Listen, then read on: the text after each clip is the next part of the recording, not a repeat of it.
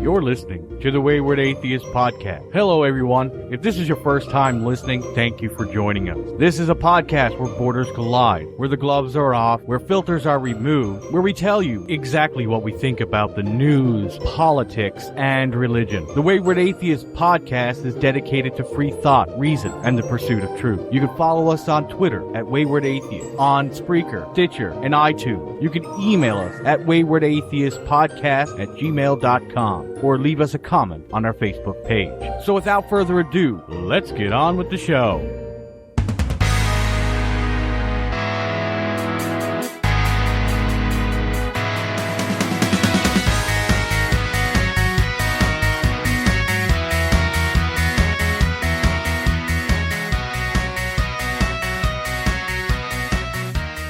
So before we get into the show, how was your guys' week? Well, my week was pretty busy, hectic, running around, doing things, trying to get a passport for my daughter. Didn't work out too great. Why, is she going to join ISIS? No, she's got a battlefield tour coming up in April. Tell her to go through Turkey. Apparently they'll let anybody through. No, she's going to Europe. She's going to England and France, going through a battlefield tour to learn about World War One. Right on. Oh, I'm so jealous. Yeah, me too. Yeah, especially since you're paying. Yeah. No, I just hope the teacher shuts up and lets someone that knows history teach her. Oh, yeah. You might as well tell that story. So my daughter's in class, and he's talking about how wonderful Stalin pretty much is. And so my daughter pipes up and gives this tremendous rant about how bad Stalin was and gives cited evidence, and she's giving him crap. And I get a phone call from the principal going, like, where does she know this? And, like, blah, blah, blah. And, you know, I end up in a big rant because I asked what the hell was the question that led to this. And so I go on a big tangent. Anyway, ended up, I had to speak with the principal. So, but it was the first time ever my daughter spoke up in class, and she's a pretty quiet girl. So I was proud of her. For sure, especially anybody saying that Stalin is great. Yeah. If we haven't accomplished that in the last couple of segments, we will never get that through anybody's head. For sure. And Dustin? Well, you know, besides the obvious of joining this lovely show you guys put on here, I'm a bit of a nerd and not a family man. I recently got back into retro gaming. I got like a really kick-ass emulator and a large bank of ROMs and everything. There's about 5 nerds listening that are really happy to hear that. But that's pretty much it. You know, swapping over to this podcast and going through and reliving some of my childhood, which to explain how much I'm into old school games, I have the original Triforce tattooed behind my left ear on my neck, and I have a green one-up mushroom tattooed behind my right ear on my neck. Most people don't see them because of my long hair, but hippie. because I'm a hippie. So yeah, there we go. So Dave, how was your week? I've actually been at home all week, past couple weeks. That's crazy. It's fucking weird. I know, it's so weird. It's a bit of a slow winter. Some people have kind of slowed things up for me at work, but I don't know. It's all right to have a break too once in a while. And I'm not tired normally by this time. I'm like fucking passing out on the podcast, and I'm wide awake. I certainly noticed the difference. Yeah, That's I mean, for sure. And how do you find being home with the boys more? Oh man, it's awesome. I actually yesterday we built them a reading nook. I don't know if you guys know what a reading nook is, but yeah, so I went out and got them some plush shit to put down and some benches and then some like new lamps and stuff, and took a corner of the / living room dining room combination and moved the adult stuff out of there and put the kids stuff in there for reading. Reading is fundamental. Exactly. And put a new bookshelf there and loaded it with went out and bought a whole bunch of new books, loaded it with books. And, you know, Rain doesn't talk too much, but when Parker came in, he just started screaming, "Oh man, I can't believe it." And you know, he sat down and started like flipping through the books, but Rain did as well. So my other son is severely autistic and nonverbal. His version of reading books was a little bit different than Parker's, though, because he just started pulling the books off the shelf and throwing them on the floor. So that was pretty funny. Had to clean that up. But today he verbalized some things, which was, you know, pretty good. Like he said, policeman, fire truck, ship, boat, plane, train, fire truck, and school bus. So that's like more words than he said in the past month. That's amazing, though. I mean, yeah, for sure it is. What caused that, Dave? Like, is there something in particular, or? I think that, like, other than the fact that we've been spending, you know, as Edward knows, and most people don't, we at this point it's probably creeping up on $200,000 on therapy, and that's private therapy outside of what the government offers in Canada. I think it's that, school, age, persistence at home to try to open him up to, because it's not that he can't talk, because like like some of the words that he says, they're linguistically not proper. Right. So you do have to really listen when he is verbalizing. Some of them clear as day, but I think it's just the giving him a need to use them. So like, just say, you know, that it's super easy if you need a drink and you go, I'm thirsty. If somebody offers you a drink, you'll say, yes, apple juice. That it's easier to do that. Well, for somebody like Rain, it's actually harder to do that, or they think it's harder to do that. So they'll do funny things like grab your hand and grab a cup and then put your cup to a hand to let you know that they need a drink, instead of just saying, I need a drink. So with somebody like Rain, it's about making him understand that it's easier to just vocalize that request it's about functional language, really. And I mean, it's important that people understand that this is a long process, but it has its reward sometimes. Yeah, something like said that he loved me once, and that was pretty good. All in the past few years is when he's really started talking. Do you think, is there any prognosis that he might speak more as he gets older? Well, you can't really tell, because he could regress and he could move forward. I think like we need to just continue with the process that we've been doing, you know. Awesome. I don't get my hopes up. I know, like today, me and Tracy were in the truck and she was talking about how, like, for parents of people, or for parents of children that have Down syndrome, that she would find that harder because she knows for sure what the prognosis is. But I would say that my son's autism is so severe that I for sure know that, like, he's never going to live independently. Getting him to say a 5-word sentence would be like the fucking end all to be all. So like, prognosis for me is he's going to live with me until I can't take care of him anymore, pretty much, you know? So when he speaks, and I know you praise him very much for it, does that seem to help him? Well, when he speaks, when he says a word, he'll look at you and wait for you to praise him. So he knows that when he does talk, that he does get like a praise or a reward. Oh. You know what the real, and this is going to sound fucking like I'm divulging a lot here, but the real motherfucker about it is, it's potty training him. Yeah. He's 7 years old. He's in a diaper. It's so hard. He just doesn't get the potty training. It's like he doesn't care that he's in a wet diaper or whatever. And eventually I'm going to run out of diaper sizes. Like I've already run out of like the baby sizes, so size 6 is done. Now he's wearing bedwetters diapers. So eventually he's going to run out of sizes. It's like, holy fuck, kid. Like, you know, just use the fucking toilet, man. With somebody that's autistic, like my son, you have to give them incentive to want to do it. So when he was 2.5, almost had him potty trained.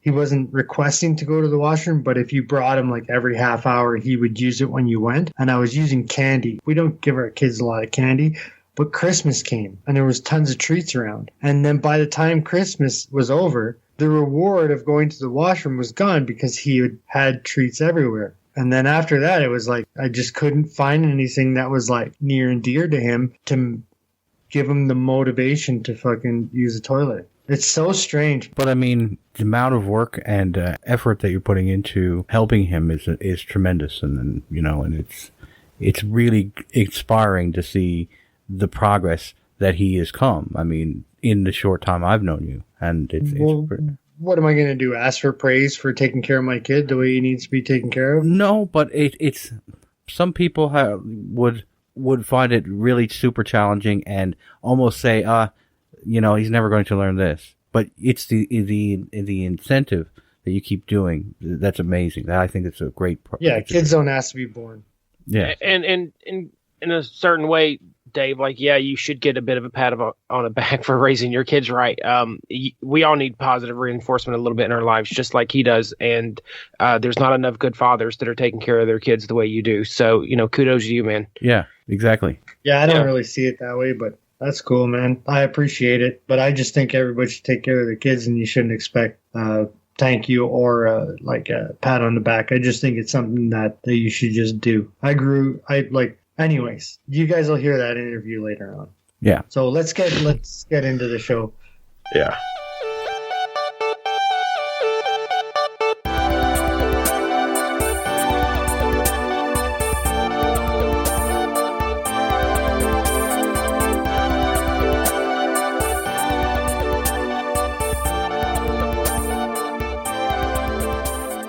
Okay, we're back from the break. So we're going to jump into Anarchists in Greece. Life in Exarchia. And I don't know if I'm pronouncing that right, guys, so you may want to look it up. Greece's anarchist capital. Exarchia is a neighborhood in Athens, Greece. It's also a battleground. The city's most anarchist-friendly district was ground zero for a series of riots that shook Greece in 2008 after a 15-year-old Alexandro Gregoropoulos was shot and killed there by police. Since then, Exarchia has become a gathering place for anti-government protesters, a group that is only growing larger and angrier as Greece's political and economic problems have worsened. For the neighborhood, this has had positive and negative effects. Exarchia is saturated with graffiti, much of it beautiful, including countless memorials to Gregoropoulos. The area is also home to many popular cafes, bookshops, and independent publishers catering to the young and political disenchanted. On the other hand, it is hard to get police to come by when something dangerous happens. If a car accident happens, something like that, they don't want to come. So you have to insist that they come, even for ordinary things, said one Exarchia resident who wished to remain anonymous. I think most of the people who live here, old people, middle-aged people, they would like more police. That's a tall order in a neighborhood notorious for its clashes with police, where buildings are spray-painted with messages like, "We hate the police," and "Fuck the Capitol." In Exarchia's anti-establishment credentials go back even further than this latest phase of unrest. In the late 1960s and early 1970s, students occupied the neighborhood's universities in protest of Greece's military dictatorship until the government sent a tank crashing through the gates of Polytechnic University, killing students. The resulting uprising overthrew the government. So one can understand why the police largely stay clear of Exarchia. To some extent, in a neighborhood where many claim they'd rather have no government at all, the almost non-existent police presence is an example of the government giving the people what they want. The biggest issue I have with this whole article is that it gives mixed messages. It says at the end, it's the government giving the people what they want. However, we know from examples in the United States, when government pulls out, people live in fear because crime rises really, really fast. And you notice at the beginning of this article, they talk about that quote from a resident of Exarchia, and that person says, you can't even get police to come for minor things, not alone major things. So there's that people really do want the police there, but the government doesn't want to fears another uprising like what happened years ago. I think that's a bit of a mixed message that's sending. The other mixed message that I think that it's probably sending is the fact that Greece's economy is terrible at the moment. So I'm sure they're receiving other kinds of benefits from the government. They would have to in order to survive. You wouldn't survive without benefits. Yeah, that's exactly right. Yeah, I also find it interesting that earlier in the article it said that, many middle-aged people or elderly people would prefer if the police would come back to the neighborhood. And then on the end, it says that it's giving the people what they want. No, it's given the most violent and vocal people what they want, which in turn is, tearing down the society that they have there. To kind of tag on the violence, this is a group that still clashes with police. This isn't like it's not clashing. It's throwing Molotov cocktails at police. It's rioting still to this day. They're the groups that is fighting the Golden Dawn. I'm not saying that there isn't a reason to be against Golden Dawn, but there's going to be casualties of this. And the casualties are Greece society, businesses, innocent bystanders, because when you throw a Molotov cocktail, the flame isn't just centralized on one target. It spreads out and it causes fires. That's what the anarchists in Greece are known for, is throwing their Molotov cocktails. Yeah, and this is a perfect example of your horseshoe, Dave. Yes. You see this from the 60s and 70s, you see this authoritarian government that was there. It's overthrown. There's a period of havoc, and then the right start climbing again, the Golden Dawn, and then you see the left, or the anarchists, coming up to meet it, to try to even out the scale, basically. Like, and I just don't know, same as like a libertarian thing, like, how does the anarchist really expect society to be run? Now, I'm not saying that you should have a big brother, but you do have to have rules in order for people to be getting along, right? Like, it's not, I just don't know, what do they mean when they say no government? They mean absolutely no government? Because that's ridiculous. Because then it's just, if I'm stronger than you, I can just take whatever I want. And Right. the anarchists will lose in that situation, because the anarchists don't just fight fascists, they fight communists, they fight the capitalists. So they're the redheaded stepchild out of all the political groups. I would say that the anarchists would be the redheaded stepchild being beaten. And there has never been an attempt to implement a anarchist style political system. And what would that look like? I don't like Somalia. Yeah, it seems like it would be such a catastrophe, because there is no way that individuals can function within a large group without major clashing happening, without any basic ground rules to society. So, I know Dave talks about the horseshoe theory a lot, and I like that. But the way I personally see it is, have you seen the political compass? There's like the political compass test and all that. Like, that's, when I think about politics, I almost picture that graph there. The fascists and the socialists are all the way at the top on the authoritarian side, and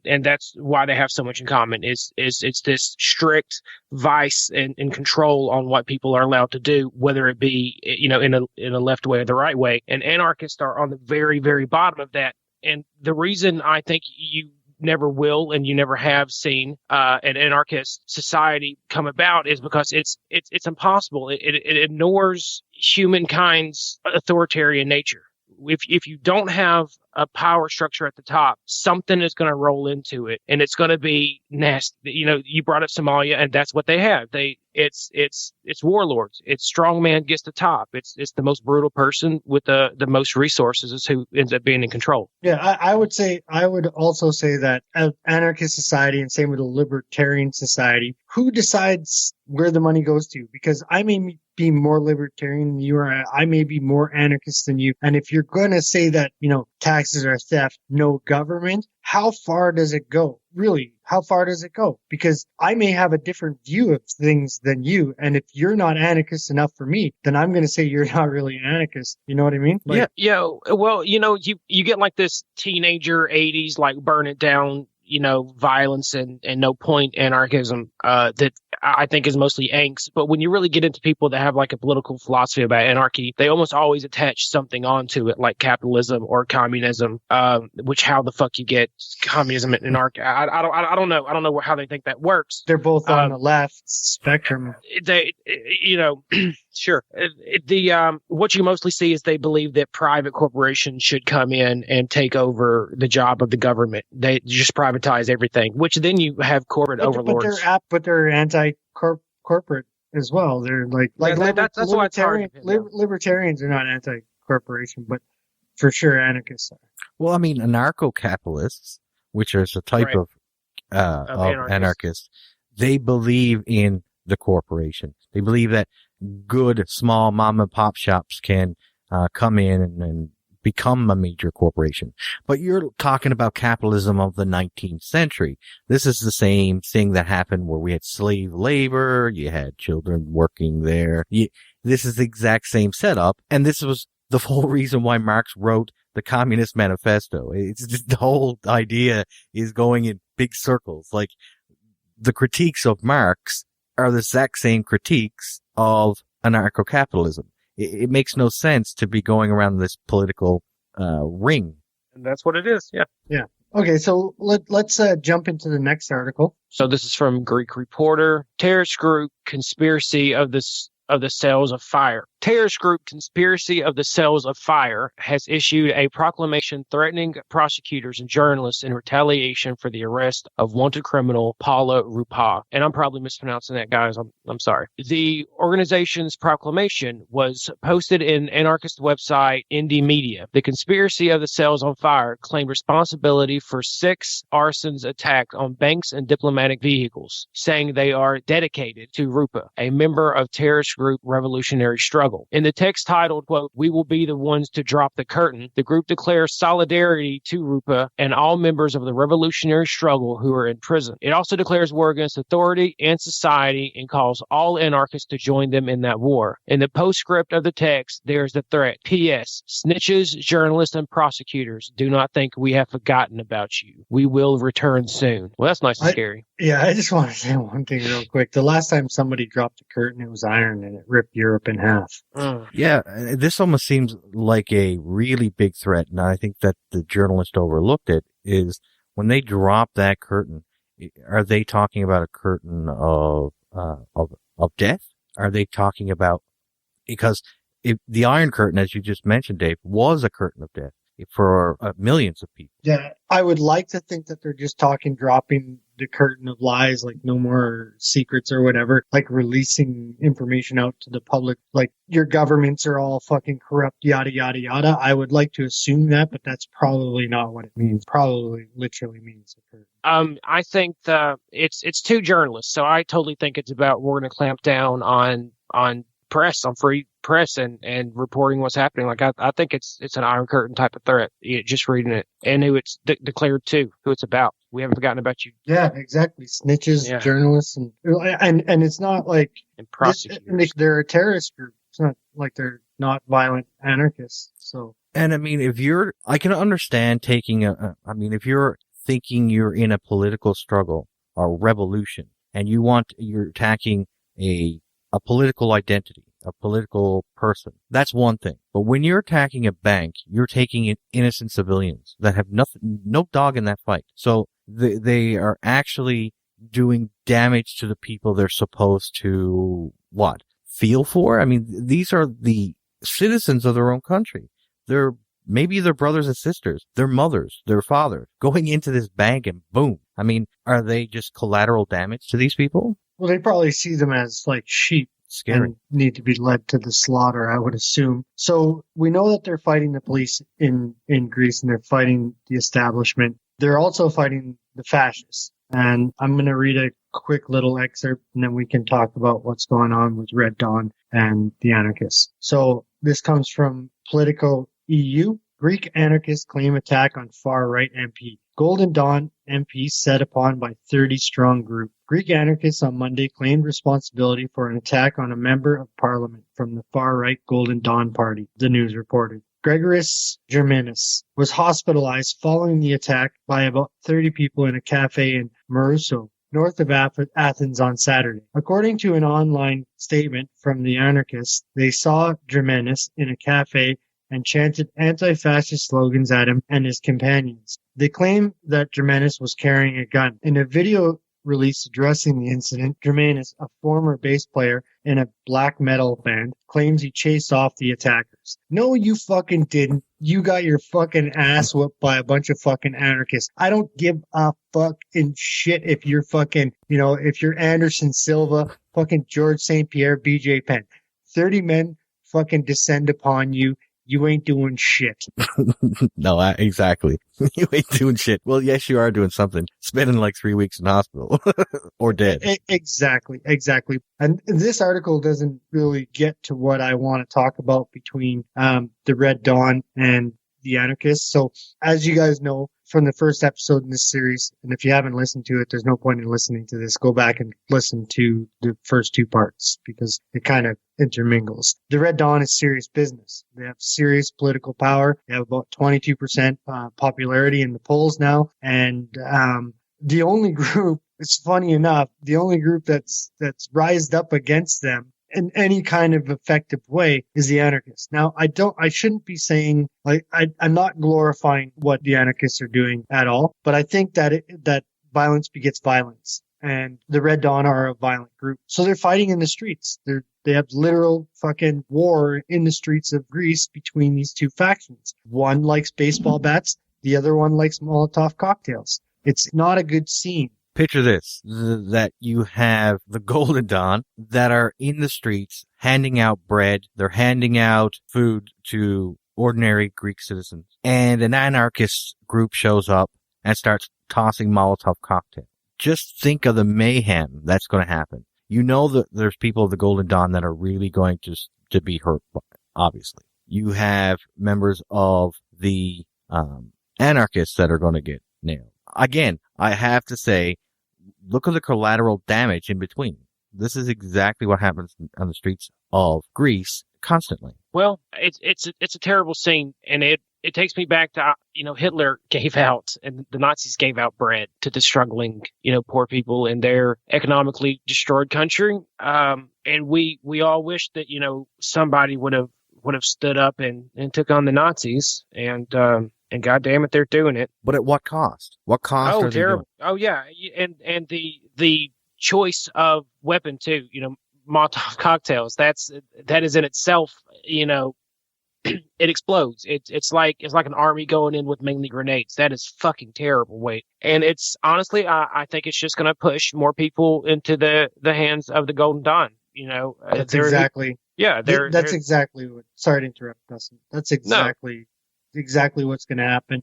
And that's exactly what's going to happen in the U.S. if people run around punching. I'm not going to call the guy a Nazi. He's a far right fucking fascist guy, but like a pure Nazi, I would debate that. Fascism is still fucking bullshit, right?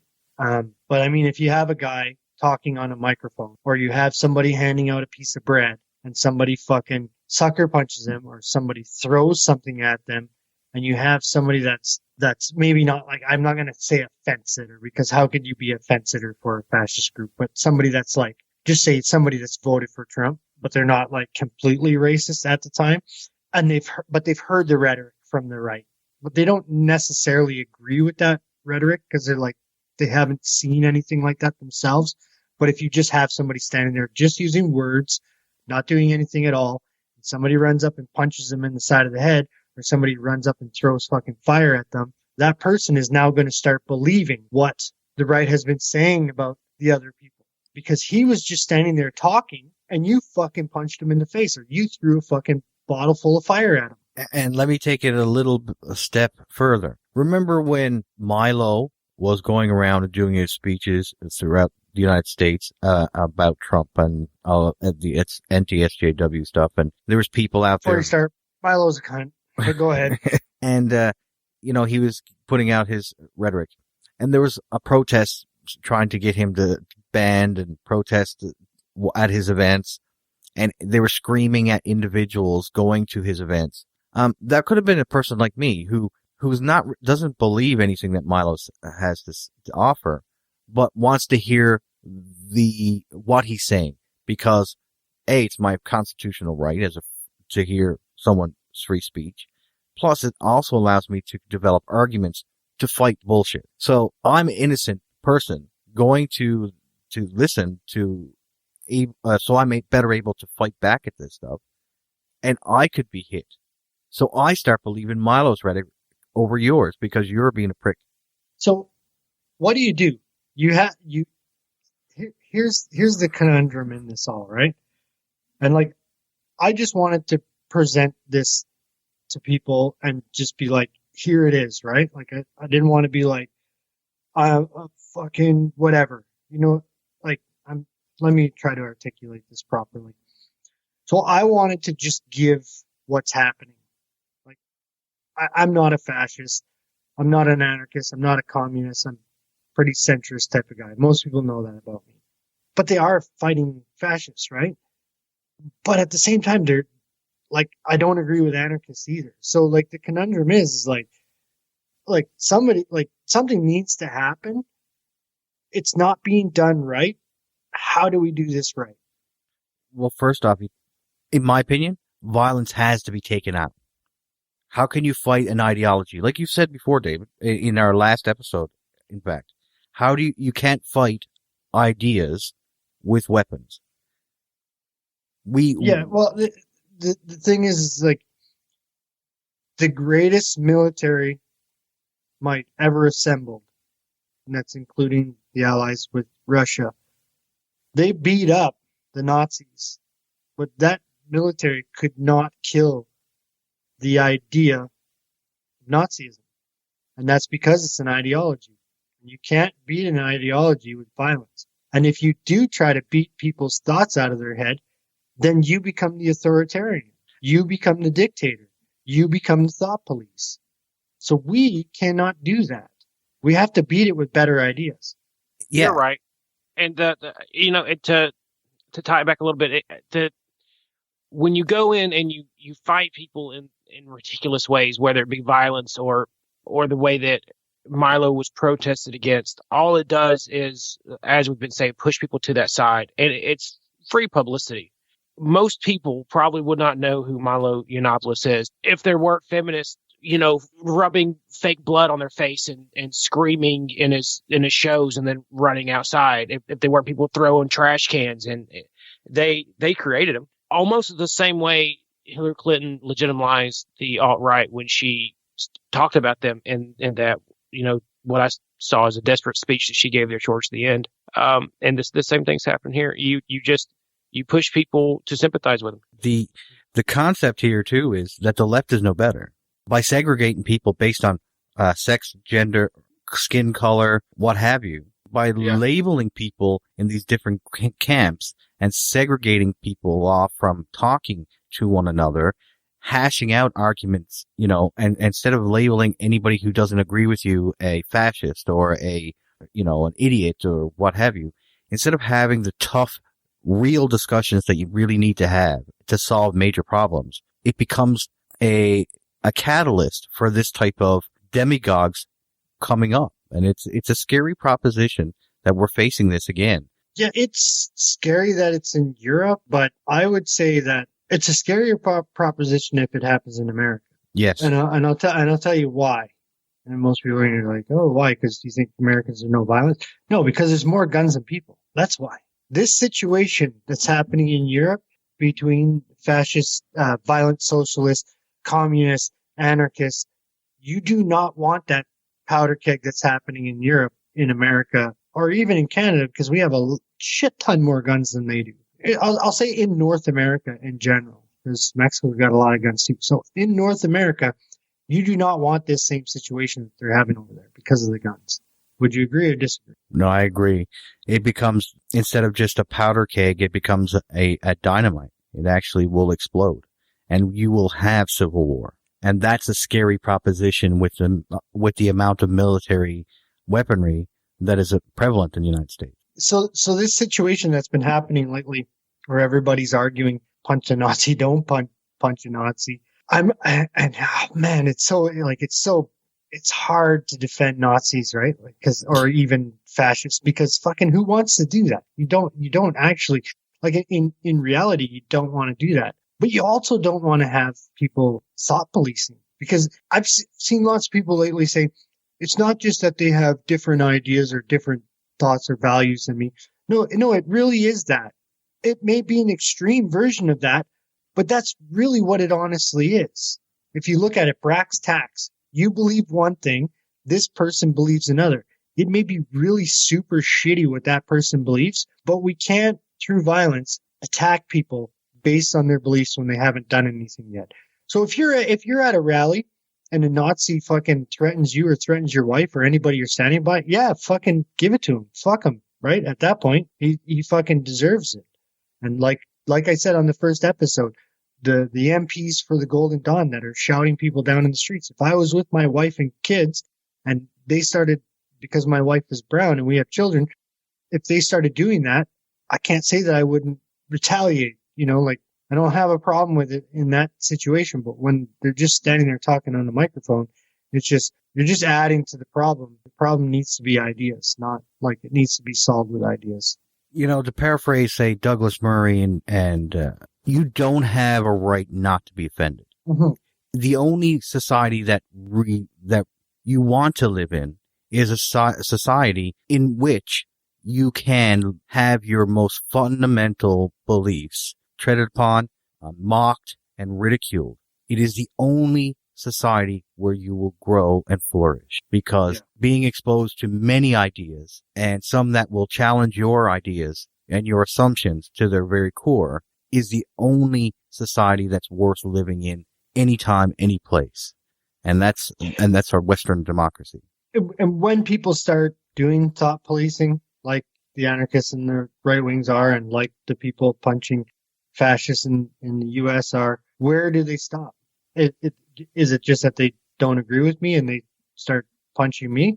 So am I going to have to preemptively start punching people that are thought policing because one can never be too fucking cautious? Like, it's horseshit. Here, full stop.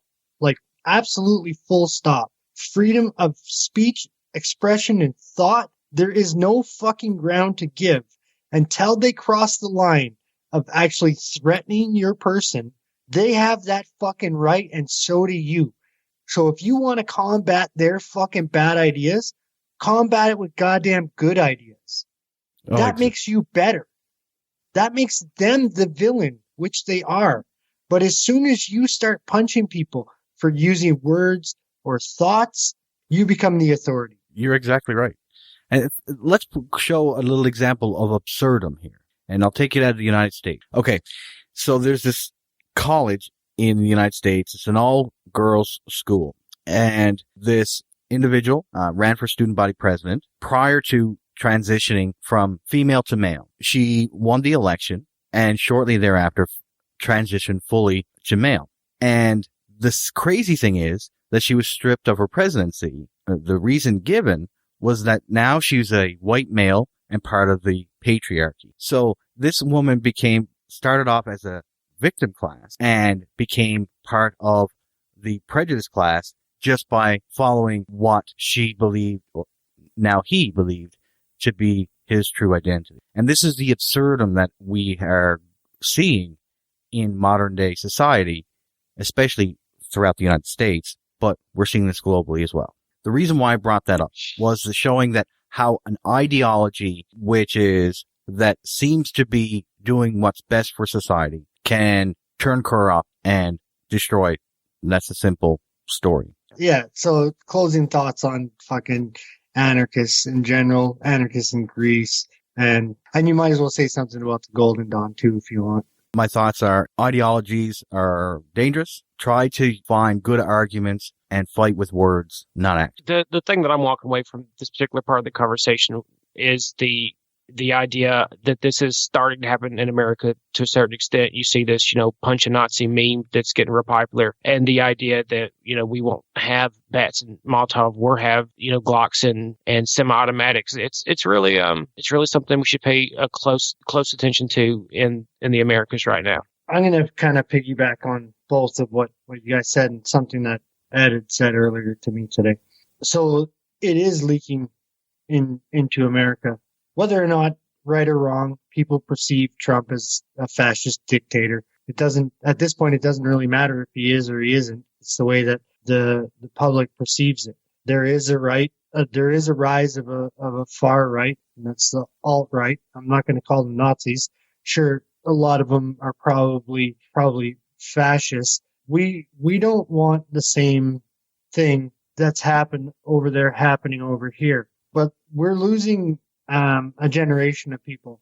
Very shortly, we're not going to have firsthand knowledge of what it was like to fight against the Third Reich or a real Nazi regime. Pretty soon, those people are going to be gone. So those stories aren't going to be readily had or readily passed down. So while those people are still around, let's show them that in our society, we're not going to succumb to becoming fascist, but we're also not going to succumb to giving up, not even giving up, taking freedoms in the process of combating it, like freedom of speech, freedom of thought, freedom of expression. I think that North America is a pretty great place to live in general. I mean, I guess it's part of the reason why we do complain or gripe about the things that we do, because we have it pretty good over here. And I think we need to really take notice of the fact that our society in general runs pretty well. In a lot of other countries, the people that are fighting would just be killed. So let's remember that we're supposed to work together and not do this in the streets. Let's work as one. Somebody has a bad idea, try to convince them otherwise. If they bring violence upon you, bring violence upon them. But until the violence is brought, cut it out, man. That's not what life is. It really isn't.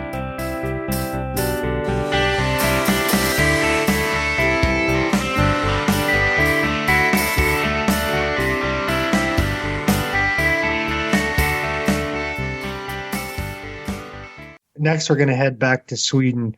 So last week we talked about the violent socialist group in Sweden. So tonight we're going to talk about the far right group that they're physically fighting in the streets. So the group that they're facing off with is called the Nordic resistance movement. The Nordic part is switched around from depending on what part of, Scandinavian countries that they're in. So it could be the Finnish resistant movement, the Swedish resistant movement, the Denmark resistance movement. It's interchangeable, but they're all part of the same assembly.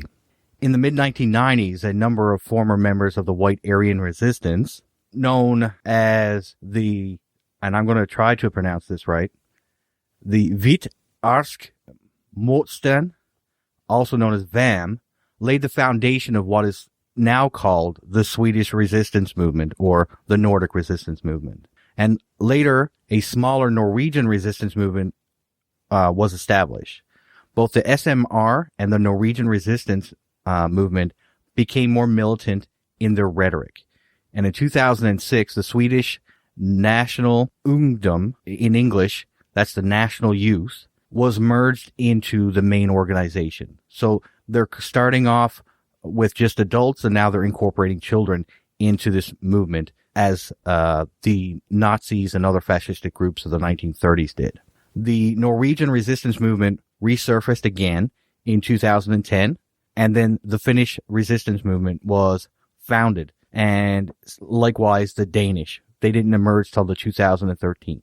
All these groups have similar aims, and they named this affiliated group the Nordic Resistance Movement so that they can share resources. In 2016, a Nordic Resistance Movement, officialized having 4 separate departments: the Swedish Resistance Movement, or the SMR, the Finnish Resistance Movement, and the Norwegian Resistance Movement, followed closely by the Danish Resistance Movement. In June 2016, the Nordic Resistance Movement further emphasized it in a press release that these departments are branches of the same organization and that the old names and abbreviations should not be used anymore. The Nordic Resistance Movement advocates an immediate stop to the mass immigration to the Scandinavian countries, and as soon as possible, implementing the repatriation, or sending back, the majority of peoples that are not of Northern European descent from the Nordic countries. It also advocates the eventual creation of one unified Nordic self-sufficient state with a common military, common currency, and central bank. Mass media shall be owned exclusively by the citizens of the New North. Domestic as well as foreign media that act and behave hostile towards the Nordic people shall be banned. The Nordic state will introduce a national military conscription and expand the military. All those who have completed service in the Nordic military service will keep their weapon and gear. Each citizen should be able to aid in the defense of the nation towards domestic as well as foreign enemies. Memberships in the European Union and other similar associations will immediately be terminated. By this ideology, you can see that they're being super and hyper nationalistic. They want to limit free movement, which is commonplace in Europe now, free movement of other countries into the Nordic countries. They want to make a vast empire, basically, out of these four groups. This group is like super Nazis. Like, compared to the alt-right in the U.S., this is an actual Nazi group that has Nazi aims and fascist aims. They want the military aspect in their country, and part of what's giving them their uprise is extreme Islam in Europe. Like, when they talk about immigrants, they're specifically talking about Muslim immigrants. Well, especially after the Danish cartoon fiasco of 2006, and other attacks in Oslo and other places, this is really a major problem in the Nordic countries right now, because they're being inundated with migrants that are not being vetted, just like we see in Germany. Yes, it gives a reason. Like, I wouldn't necessarily, like, if it happened here, I wouldn't go running down and start joining. I don't think it's a good reason. It gives them a reason, though. Like, they were racist to begin with, but it certainly gives them a voice to scream about something, right? Well, I think it goes back to what we were talking about at the beginning of this, where one has a following, it gives the other like a moral high ground and a way to bring people in. And that's exactly what this is doing. When you see crime rising, when you see terrorist attacks rising, it gives, an extremist organization an opportunity to say, you have a problem, we have a solution. And it makes it really easy to sympathize with them. Which, I can't sympathize with them, but I do understand, just like I understand people going to the Golden Dawn. I understand why people go to these types of movements, because they certainly bring solutions to the table. Yeah, and let's take a look at what the left has been doing in this respect. The left has all but washed their hands of this situation. They don't see the threat as the right-wingers do. And they see it as quote-unquote Islamophobia, to even talk about the actual problems that are taking place in their own country. And so Christopher Hitchens had a great quote, and I'm probably butchering it here, but he says, what is abandoned by the left is always taken up by the right, and the left will be punished for it. And this is, and I may have that wrong, but it's something along that line, that when the left drops the ball on something, the right pick it up, and it always turns into a disaster. No, I think you're right. And I think the way the left has framed the conversation, and by frame, completely shut down the conversation about the mass migration by just labeling anyone that doesn't agree with them completely as a racist or as an Islamophobe or some kind of slur, is that when you shut down the conversation and you run out of words, violence is inevitable. Which I think we talked about for a brief second there in the break. And right. And the other thing that gives this group an excuse to be violent and to do mass marches through the streets of Sweden and Finland is the fact that there are socialist groups that are attacking them. So they get to say, well, see, they're physically attacking us, so this is why we're out in numbers showing force. Right. And it doesn't take very long for a purist movement to take off.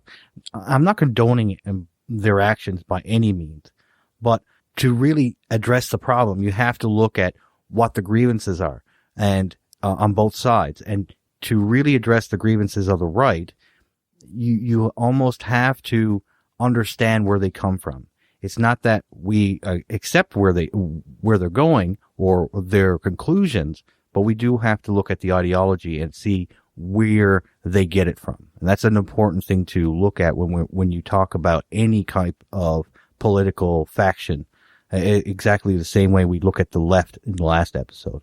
Imagine this, if you will. A group of fascists come walking through the city. They've got their flags. They're chanting their slogans, no more immigration, send them all home. Our country is our country. But there was nobody there to listen. Imagine that the socialist groups didn't go out and physically fight back. Imagine that regressive lefts said nothing. There would be nobody there to listen. Nobody would give a fuck, As long as they didn't start doing violence, it would go away, I would assume. Well, I mean, up until the point where... The movement, not the idea, but the movements themselves, I mean. Right, and like we've talked about before, these movements are they're always there, they're always present, but they're always in the shadows up until something breaks. And then they come up out of the woodwork and are able to foster and grow based on the fact that they have answers that seem reasonable. They may not be, but when you juxtapose it against what's happening with the opposite group, as we're talking about the left group here, the Revolutionary Front, that are actually attacking these people in the streets, people become sympathetic and like the Golden Dawn, for instance, where they're actually getting food. I mean, you become sympathetic to these movements because of major catastrophes that happen in your country. And like, we talk about immigration. Immigration is a great thing if it's done properly. If it, people are vetted, people come to your country that want to be a productive member of your country. And that's a good thing. But what these people, like the, Nordic resistance movement are using the migrants as the other, as in what Nazi Germany did with the Jews. It's the other. When you other somebody, it bolsters your position. It allows you to use these people as a stepping stone into, making your thoughts and your opinion seem more valid. Yeah. So let's get into some of the things that they're into. And okay, this is coming to us from The Sun out of the UK. It's Nazis on the March inside the violent and rapidly expanding white supremacist Nordic resistant movement, which aims to unite Scandinavia with the revolution into a single far-right republic. Extremist groups vow to use all available means to achieve sick goals of racist National Socialist superstate in Northern Europe. The group's stated aims included the repatriation of all non-ethnic Northern Europeans and regaining power from the global Zionist elite. On the group's website, it vows to create a Nordic self-sufficient state with a common defense, common currency and central bank, and common overarching laws. In this new National Socialist Party, the Nordic resistant movement sets out its plan to ban any foreign or domestic media criticizes it, and set up a special court to try citizens for treason against the people.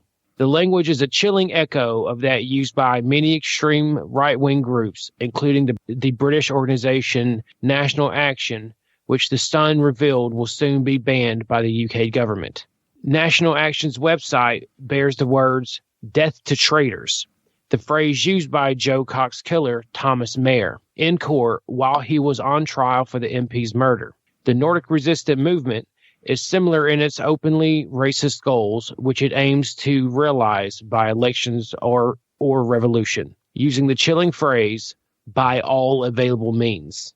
Jonathan Leman, a researcher with the anti-racism organization Expo, told The Times, "This environment has taken in new individuals. A third of those who were active in 2015 are new recruits." And despite the fact that the group apparently plans to set up its own political party, Lehman says this is no group of peaceful activists. The backgrounds of the 160 most active NRM members were studied by Expo, which found that a quarter were charged with violent or weapon offenses last year. Some 56% of these hardcore members have a criminal record, with almost a quarter of these having been sentenced to jail time, Expo claimed. At one point, the group even sold its own brand of knife, which came with a chilling inscription, "The struggle demands more than only words." The group regularly marches through Scandinavian cities and holds courses on how members should act on the streets if there is a need for confrontation. An estimated 600 far-right demonstrators joined an NRM march through central Stockholm in November from its biggest rally yet. 5 people were arrested at the event, and 2 were injured in the subsequent clashes with counter-demonstrators. In Finland, there is a debate over whether to ban the NRM sister group, the Finnish Resistance Movement, after one of its members kicked a passerby to death at a rally in Helsinki in September. Kari Harju of the Finnish National Intelligence Service is one of those calling for a ban after the arrest of a founding member of the group for manslaughter. yeah, I want to just touch on the England thing real quick because it's important not to gloss over that. So Joe Cox was a politician and was part of the England staying in EU, and she was killed by a racist nationalist for her views on immigration and not being a racist cunt. So this is where it can lead, right? This is where the group that we're talking about, that can lead there for sure. And as we saw in Helsinki, they kicked a man to death, a bystander. And that's what we're talking about earlier. The overflow of the violence from these groups, even though they're just fighting each other right now, bystanders do get affected. And obviously, the group that are counter-protesting, as we already know, is the Revolutionary Front. So I can imagine the massive clashes these groups are having. And like you said, David, I mean, we're lucky in the one before that, the march in Stockholm, that there was only 2 people injured.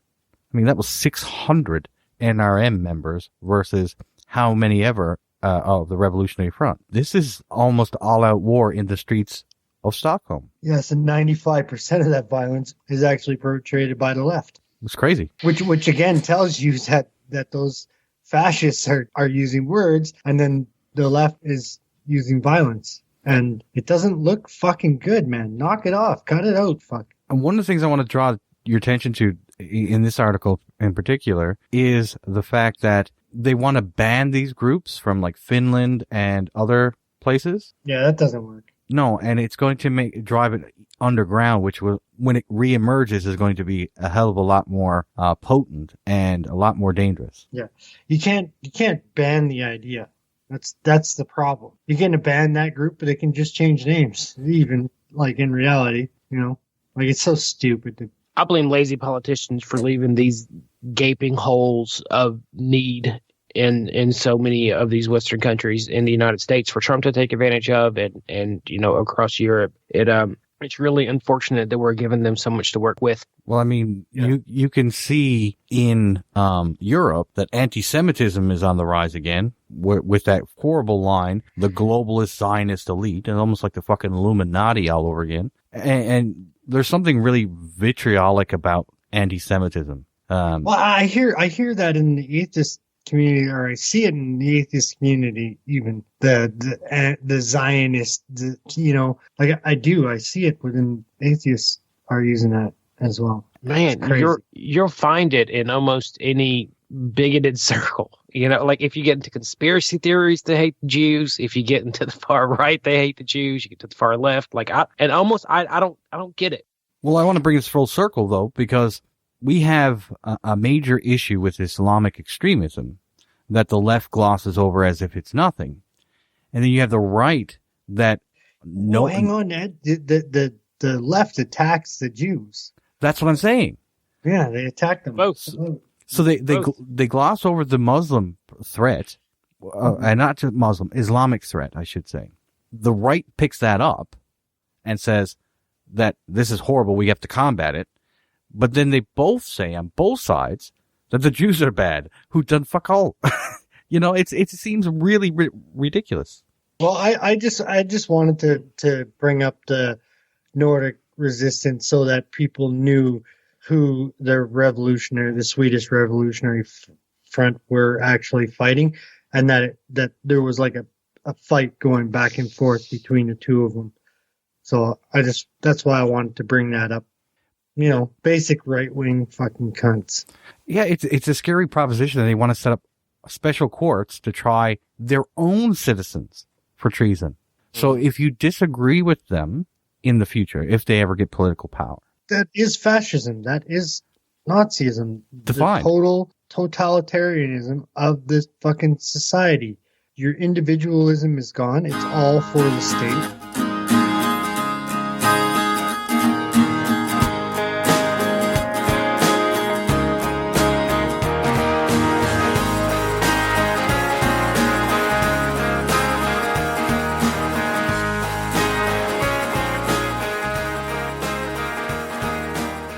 Okay, and that brings us to the last segment of the show. In this segment, I really want to emphasize the similarities between the far right and the far left. So that's communism and fascism.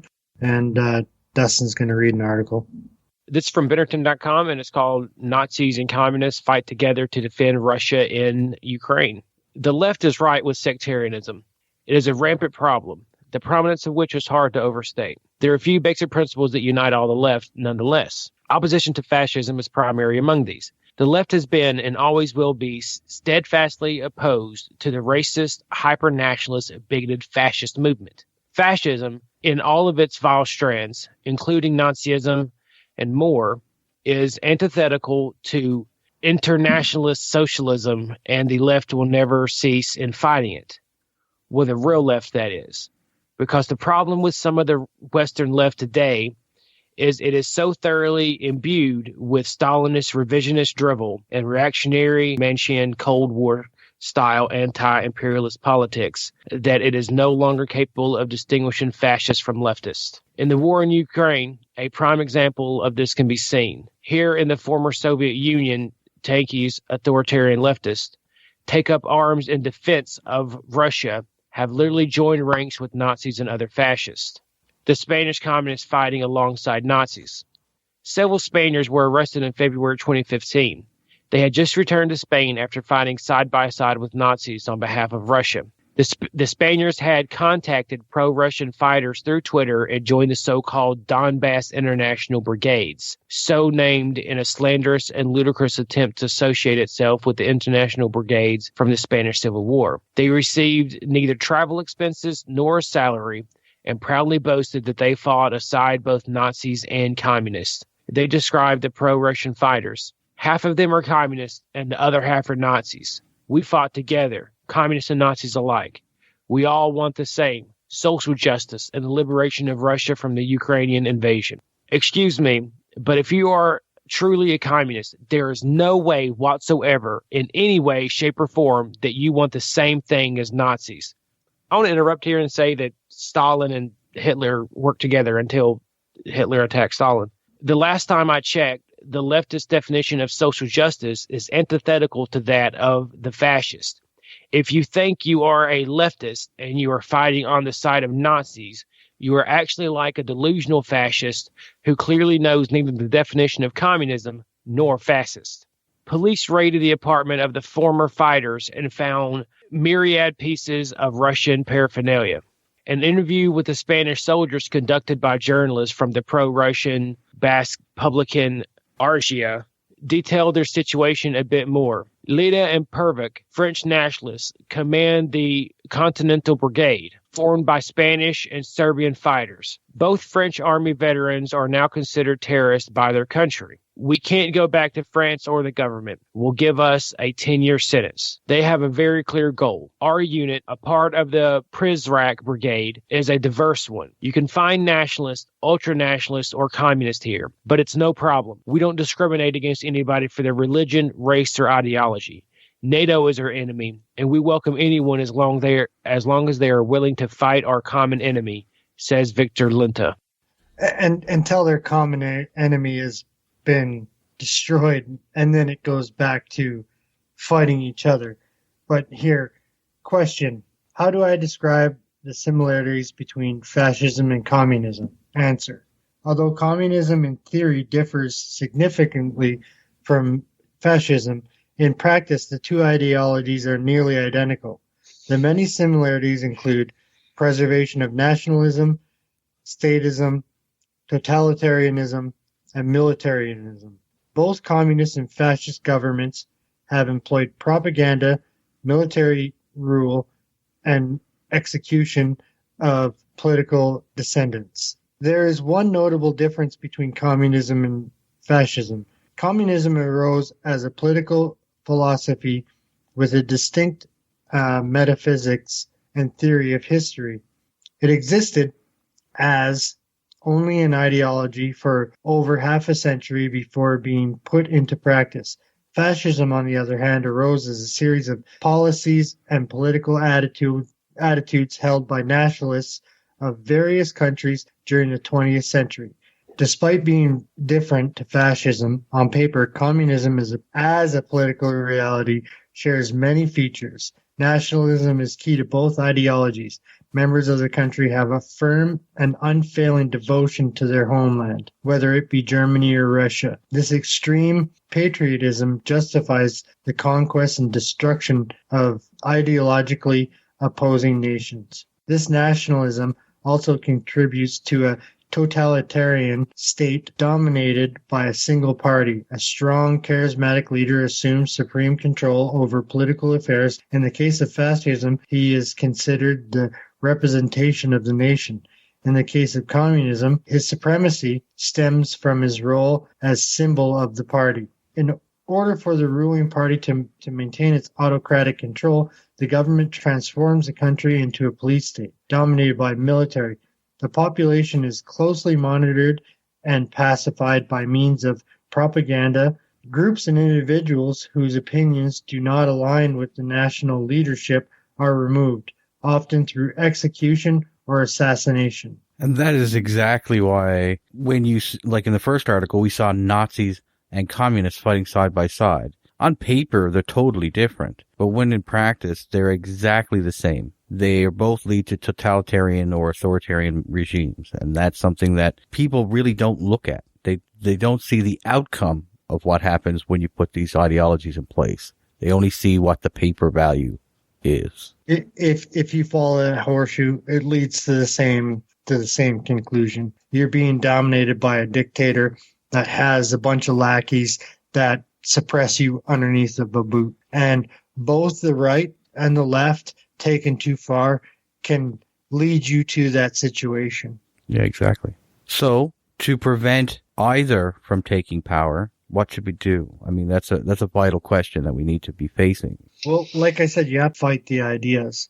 Like, before it gets to the point where you're fighting physically, like a World War II situation or whatever, and I know that sounds really like hyperbolic to people, but that is seriously where it leads. That really is where it leads.